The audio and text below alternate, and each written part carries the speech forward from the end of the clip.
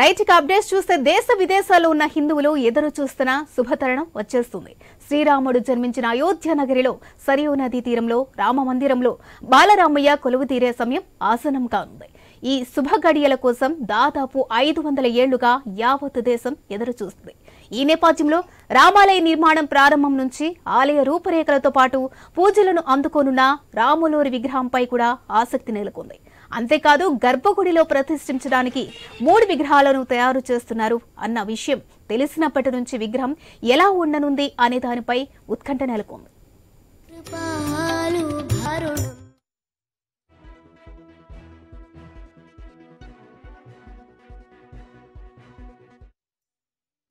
ఎప్పుడెప్పుడా అని ఎదురు చూస్తున్న అయోధ్య బాలరాముడి విగ్రహ ఎంపిక పూర్తయింది. 3 శిల్పులు చేసిన విగ్రహాల్లోంచి ఒక విగ్రహాన్ని ఫైనల్ చేశారు. మైసూర్కు చెందిన అరుణ్ యోగిరాజ్ విగ్రహాన్ని ఎంపిక చేసింది ఆలయ ట్రస్ట్. ఇక మిగిలిన 2 విగ్రహాలకు అయోధ్య ఆలయంలోనే చోటు కల్పించనున్నారు. మైసూర్కు చెందిన అరుణ్ యోగిరాజ్ చేసిన విగ్రహం ఎంపికైంది. ఇక అరుణ్ యోగిరాజ్ 6 నెలల్లోని విగ్రహాన్ని తయారు చేశారు. ఈ విగ్రహం 51 అంగుళాల ఎత్తుతో శ్యామవర్ణ రూపంలో దర్శనమిస్తోంది.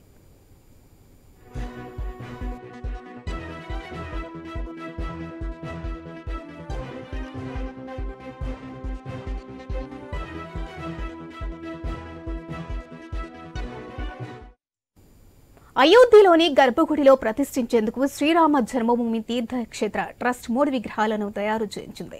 వీటిలో 2-3 రోజుల క్రితం మౌఖిక ఓటింగ్ ద్వారా విగ్రహాన్ని ఎంపిక చేసే ప్రక్రియను పూర్తి చేసింది.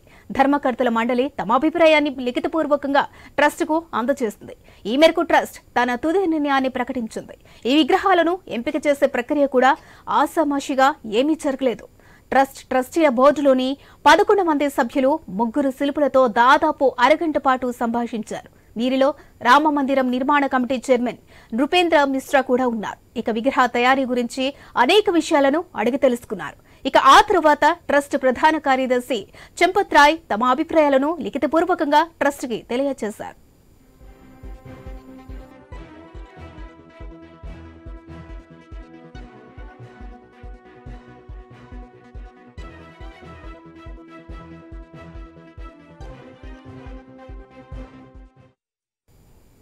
ఈ 3 విగ్రహాలను కర్ణాటకకు చెందిన ప్రఖ్యాత శిల్పులు గణేష్ భట్ 1, అరుణ్ యోగిరాజ్ 1, మరొకటి రాజస్థాన్కు చెందిన సత్యనారాయణ్ పాండేలు తయారు చేశారు.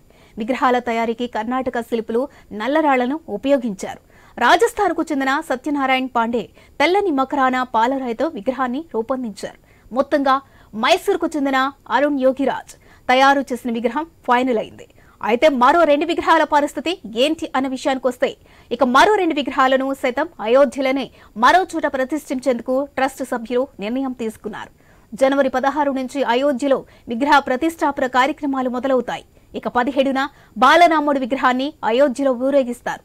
జనవరి 20న సరియు నది జలాలతో రామ మందిరాన్ని సిద్ధి చేసి అదే రోజు వాస్తు పూజలు నిర్వహిస్తారు. 21న బాలరాముడి విగ్రహాన్ని సంప్రోక్షణ చేసి 22న పూజల అనంతరం మృగశిర నక్షత్రంలో మధ్యాహ్న సమయంలో బాలరాముడి విగ్రహానికి ప్రాణప్రతిష్ఠ చేస్తారు.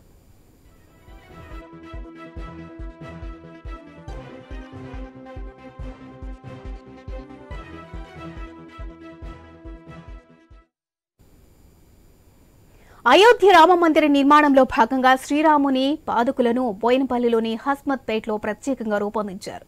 ఇక పాదుకులు తయారు చేసే అవకాశం కలగడం పట్ల లోహ శిల్పి రామలింగాచారి ఆనందం వ్యక్తం చేస్తున్నారు. బోయినపల్లిలోని శ్రీ పోతులూరి వీర బ్రహ్మేంద్ర స్వామి దేవాలయంలో పాదుకులకు ప్రత్యేక పూజలు నిర్వహించిన అనంతరం అయోధ్య రామ మందిరానికి తరలిస్తున్నట్లుగా ఆయన తెలిపారు.